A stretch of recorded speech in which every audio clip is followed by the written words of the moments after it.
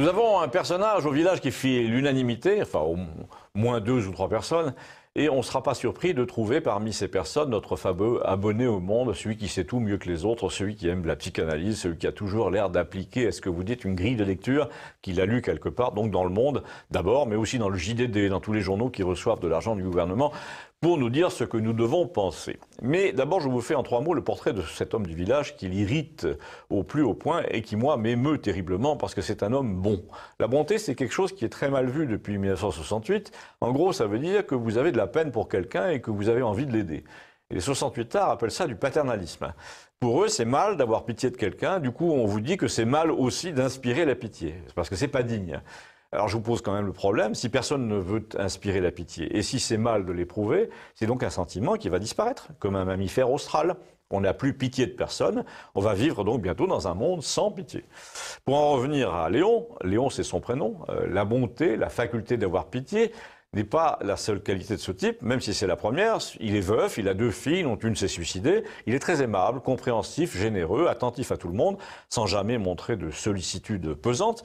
Il a un visage en lame de couteau, il a 70 ans environ, il est très grand, presque toujours en bleu de travail, en salopette, avec une chemise grise et une casquette. Et quand il porte une veste, c'est parce qu'il va à l'hôpital de la ville voisine avec sa Fiat Punto. Ah, un détail, il a des mains de sculpture classique, c'est difficile à expliquer, on voit qu'elles, d'abord parce qu'elles sont plus grandes que la moyenne, comme ses oreilles d'ailleurs et son nez, en fait on dirait une sorte de bourgeois de Calais, ceux de Rodin, Il a toujours un visage assez grave, malgré le sourire, donc que fait-il à l'hôpital tous les 15 jours? Suit-il un traitement de longue durée? Non. Il vient imposer ses grandes mains là sur le ventre ou dans le dos de quelqu'un qui a subi des rayons et qui souffre de brûlures. Et il est payé pour ça au forfait par l'hôpital. J'aurais bien aimé lire le bulletin de salaire pour voir la nature de la prestation, car il est probable que l'hôpital n'écrit pas intervention de rebouteux auprès du service d'oncologie. Pour parler comme un campagnol, il arrête le feu. Et c'est pas le seul de ses talents, il y a pire, il voit les morts. Alors là, évidemment, l'abonné au monde, ça le rend fou, d'autant plus que sa femme, une nommée Janine, a été au centre d'une scène extrêmement spectaculaire. Un jour, Léon était en train de faire son jardin, de fermer son jardin comme tous les soirs, passe cette fameuse Janine, dont le portail est voisin, qui est très pet sec, socialiste, un peu donneuse de leçons, mais avec une connotation un peu féminine, c'est-à-dire très science sociale. Elle trouve donc Léon intéressant parce qu'il cristallise, dit-elle, un ensemble de croyances traditionnelles du monde villageois qui restent très structurantes et qu'on retrouve dans certaines peuplades du Bénin et dans tous les milieux animistes en général. Bon, vous avez compris que Janine, comme on dit au bar, ne se prend pas pour une merde.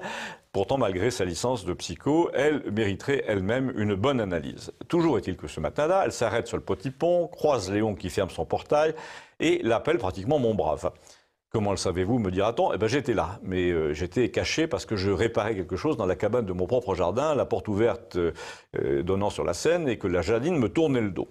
Votre père, a dit Léon, votre père est là au-dessus de vous, et il fait un rond avec ses mains comme ça. Qu'est-ce que vous racontez? Mon père est mort il y a 10 ans.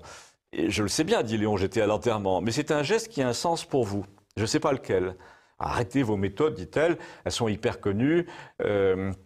Vous avez entendu raconter ça par mon frère ou mon mari, vous me resservez ça comme un charlatan, désolé, ça marche pas sur moi. D'ailleurs, je trouve ça dégueulasse d'abuser les gens comme ça. Et là, Léon a ajouté simplement ces mots, moulin en papier. Votre père dit qu'il regrette pour le moulin en papier.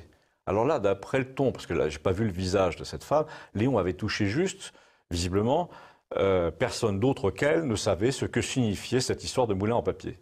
Elle était au bord des larmes, elle a dit « laissez-moi tranquille, je vous ai rien demandé ».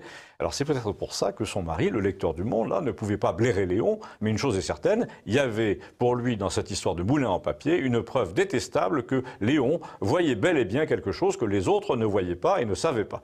Ah, moi, je ne sais pas si Léon voit vraiment les morts ou s'il lit seulement dans les pensées des gens, mais comme l'abonné au Monde ne veut pas qu'on lise dans les siennes, il fait toujours un détour invraisemblable désormais pour ne plus le croiser.